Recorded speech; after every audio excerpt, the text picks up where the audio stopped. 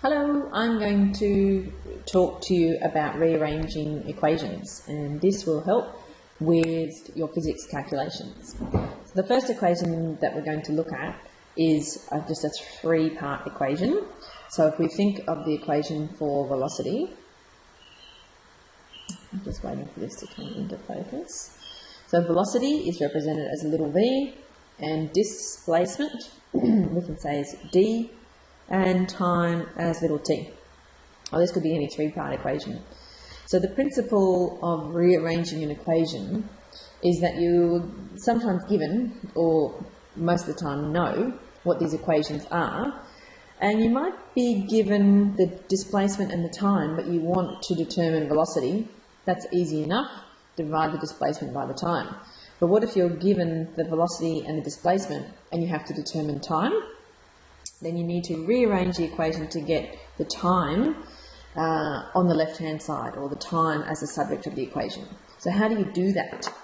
The principle is whatever you do to one side, you have to do to the other side. You can't change the nature of the equation by doing something to this side and not this side.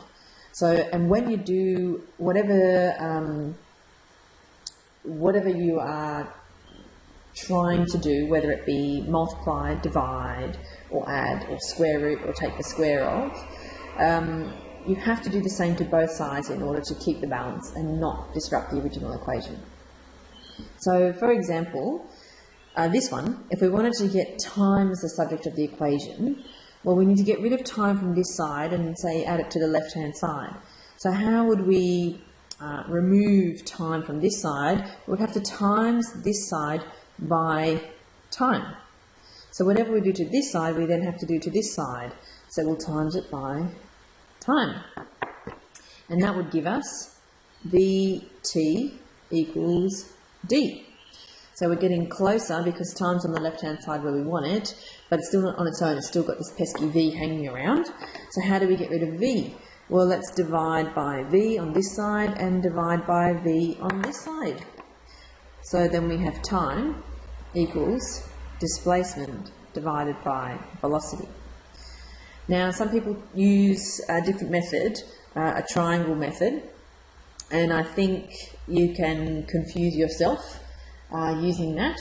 As long as you understand the principle that whatever you do to one side, you do to the other side, and trying to get the subject of the equation over to the left-hand side, then you're on the right track. So that's a three-step equation. Now we're going to step it up, and we're going to look at a four-part equation. So let's grab that out. Okay, say we're using a different equation. This is another equation that you'll become familiar with. Velocity at the end equals velocity at the start, or u, the initial velocity, plus however long the acceleration's been acting. So final velocity equals initial velocity plus acceleration times time. At the moment, you don't need to worry about what these mean. Just try and follow the principle of rearranging the equation. So for this equation, let's say we want to get A as the subject of the equation. Now we have to do the same thing.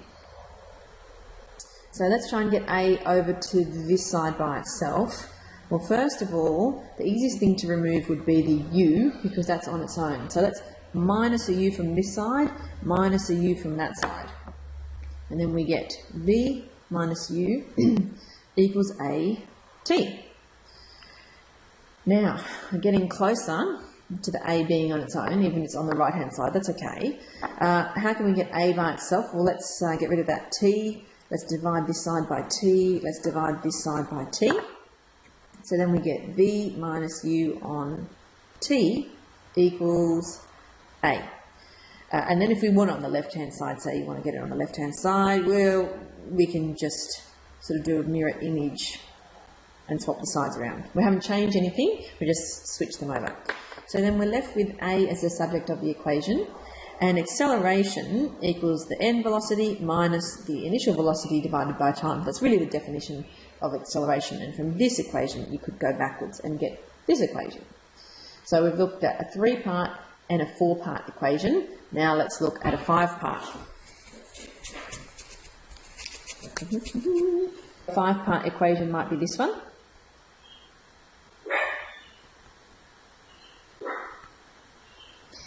Okay, so this one is about displacement.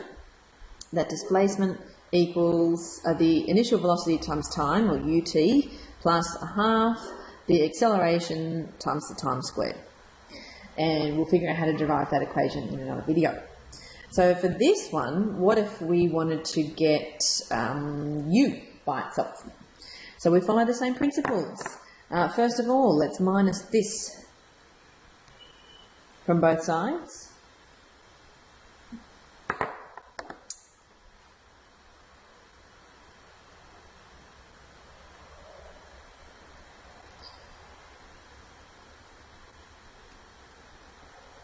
So that's what we're left with.